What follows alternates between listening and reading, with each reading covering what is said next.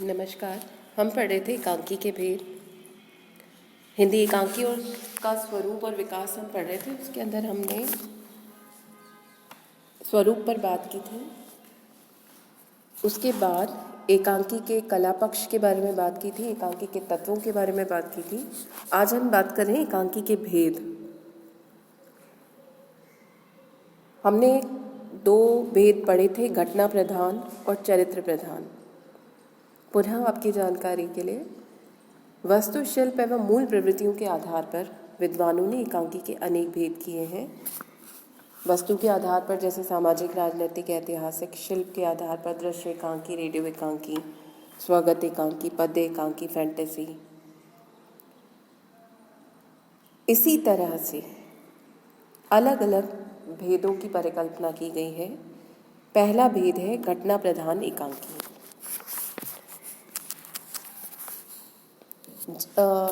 ऐसी एकांकियाँ जिनमें मुख्य रूप से विविध घटनाओं का चित्रण मात्र ही उद्देश्य होता है। जहाँ एकांकी का उद्देश्य केवल घटनाओं का प्रस्तुतिकरण या उनका वर्णन होता है, उन्हें घटना प्रधान एकांकी कहा जाता है। जैसे सेठ गोविंद दास, रामकुमार वर्मा आदि ने जो एकांकियाँ लिखी हैं, वो इस कोटि की एकांकियाँ हैं। दूसरा है चरित्र प्रधान एकांकी, जिन एकांकियों में किसी पात्र या किन्हीं पात्रों के चरित्रों की विशेषताओं को विशेष रूप से उभारा जाता है और ऐसे पात्र अपने प्रभावशाली व्यक्तित्व से दूसरों को नियंत्रित भी करते हैं, एकांकी के घटनाक्रम को नियंत्रित करते हैं। इन्हें चरित्र प्रधान एकांकी कहा जाता है। इन एकांकियों में पात्रों के मनोभावों और अंतर्द्वंद्वों का सूक्ष्म विश्लेषण प्रस्तुत किया जाता है। जैसे रामकुमार वर्मा, उपेंद्र नाथ अश्क, पंडित उदय शंकर भट्ट आदि के नाम इस कोटि के एकांकीकारों में लिए जाते हैं। तीसरा है समस्या प्रधान एकांकी। समस्या प्रधान एकांकी जिसमें कोई व्यक्तिगत, राजनीतिक, सामाजिक समस्या एकांकी के केंद्र में होती है, इसे हम समस्या प्रधान एकांकी कहते हैं। और इसमें उठाई गई समस्या का सांकेतिक तरीके से समाधान प्रस्तुत करना उद्देश्य रहता है एकांकीकार का। जैसे रांगे राघव, प्रभाकर माचवे, विष्णु प्रभाकर, सेठ गोविंद दास आदि इस विधा के ख्यात प्राप्त एकांकीकार हैं। अगली श्रेणी है हास्य व्यंग्य प्रधान एकांकियों की।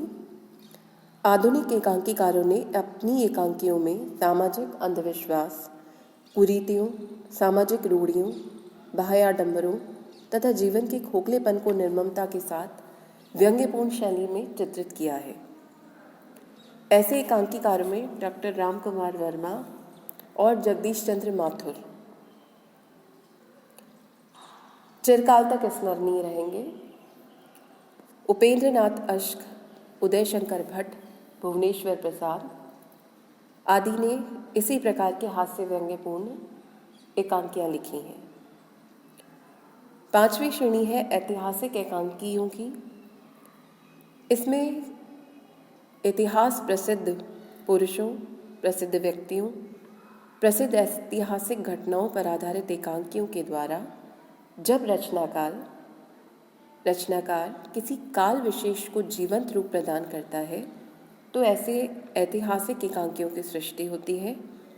और एकांकीकार की कल्पना से इतिहास आधुनिक संदर्भों में सप्राण होकर पाठकों, दर्शकों को सम्मोहित करता है। इतिहास की किसी प्रसिद्ध घटना को या प्रसिद्ध चरित्र को उठाकर इतिहास जो एकांकीकार है इस प्रकार का वर्णन करता है कि वो आधुनिक संदर्भों में समीचीन प्रतीत होता है। ऐसा कल्पना और इतिहास का संतुलन सत्य को और अधिक प्रभावी रूप में प्रस्तुत करता है। सेठ गोविंद दास, डॉक्टर रामकुमार वर्मा, गिरिजा कुमार माथुर, गोविंद वल्लभ पंत इस धारा के एकांकीकार हैं। डॉक्टर रामकुमार वर्मा का दीपदान इस दृष्टि से विशेष उल्लेखनीय है। अगले भेद है सामाजिक राजनीतिक एकांकियाँ। इस युग में अनेक एकांकियों के विषय वस्तु सामाजिक संघर्ष और राजनीतिक आंदोलनों की चेतना से संपन्न है।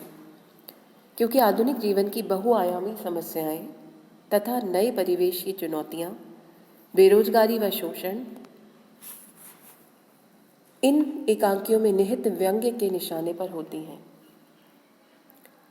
पारिवारिक संबंधों की स्थितियां भी इन एकांकियों में विश्लेषित की गई हैं। अनेक बार राजनीति कर्मी भी इन एकांकीकारों के निर्मम प्रहारों से उद्वेलित देखे जाते हैं।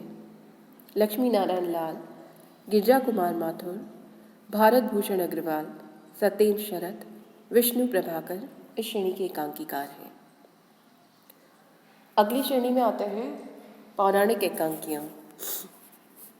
हिंदी एकांकियों की धारा में पौराणिक एकांकियों की धारा विरल है। किसी पौराणिक कथ्य को युगीन संदर्भों से संपृक्त कर जब रचनाकार अपनी उर्वर कल्पना शक्ति का प्रयोग करता है तो श्रेष्ठ पौराणिक एकांकियों की सृष्टि होती है। इस दिशा में रामनरेश त्रिपाठी एवं जयशंकर प्रसाद आदि साहित्यकारों के प्रयास श्लाघ्य हैं। लक्ष्मी नारायण मिश्र का भगवान मनु एक उल्लेखनीय पौराणिक एकांकी है। अगली श्रेणी है मनोवैज्ञानिक एकांकी। आज के जीवन में स्व पर केंद्रित, स्वार्थपरायण, असामान्य, विकृत मनोवृत्तियों वाली स्थितियां चारों ओर परिलक्षित होती हैं, अर्थात सर्वत्र स्वार्थ की प्रवृत्तियां दिखाई देती हैं। यही कारण है कि साहित्य की अन्य विधाओं की तरह एकांकियों में भी मनोविज्ञान के सहारे मानव मन के अंधेरे कोनों में झांकने के प्रयास निरंतर होते रहते हैं। पहले के एकांकियों में वस्तु स्थूल जीवन की समस्याओं को समाहित किए रहती थी, तो आज के एकांकियों में मानव के आंतरिक जगत के उद्घाटन, आकलन को सूक्ष्मता के साथ चित्रित किया जाता है। प्रभाकर माचवे, उपेंद्र नाथ अश्क, विष्णु प्रभाकर, डॉक्टर राम कुमार वर्मा आदि के व्यक्ति के आंतरिक जगत, मानसिक प्रवृत्तियों, मनोवेदना और उत्तेजना आदि का यथार्थ चित्रण किया है। उपर्युक्त विश्लेषण के पश्चात यहाँ उल्लेख करना भी समीचीन होगा कि हिंदी साहित्य में एकांकी विकासशील विधा रही है। परिणामतः विषय और शैली में भी निरंतर परिवर्तन दृष्टिगोचर होता है, इसलिए उसके भेदों में भी सतत विस्तार और परिवर्तन होता है।